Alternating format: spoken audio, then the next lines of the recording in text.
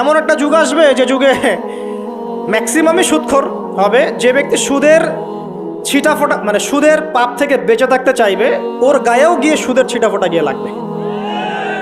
এটা সেই যুগ না? আপনি বুঝতে পারছেন না হয়তো, এটা সেই যুগ। আপনি মনে করছেন দাড়ি টুপি পাগড়ি জুব্বা মাশাআল্লাহ সব লাগাই দিছি, হ্যাঁ, বাইরে একটা সাইনবোর্ড আছে আমি মৌলবী আল্লামা, আমি একজন দায়ী বক্তা, কিন্তু সুদের যে ওই ছিটাফোঁটা এটা আপনার কাছে আমার কাছেও আছে। হয়তো আপনি বুঝতে পারছেন না। কখন বুঝবেন? যখন ইসলামিক অর্থনীতির বইগুলো পড়তে পারবেন। আর শুধু ইসলামিক অর্থনীতির বই যথেষ্ট না, এর পাশাপাশি আমাদের দরকার এই প্রচলিত যে IMF ইন্টারন্যাশনাল মনিটরি সিস্টেম এর নীতিগুলো জানা। তখন কি আপনি বুঝবেন ওয়ার্ল্ড ব্যাংক কী জিনিস, IMF কী জিনিস, ঠিক আছে? তখন বুঝবেন যে পেট্রো ডলার কী জিনিস, তখন বুঝবেন যে হার্ড কারেন্সি সফট কারেন্সি কী জিনিস। এখন বুঝবেন না।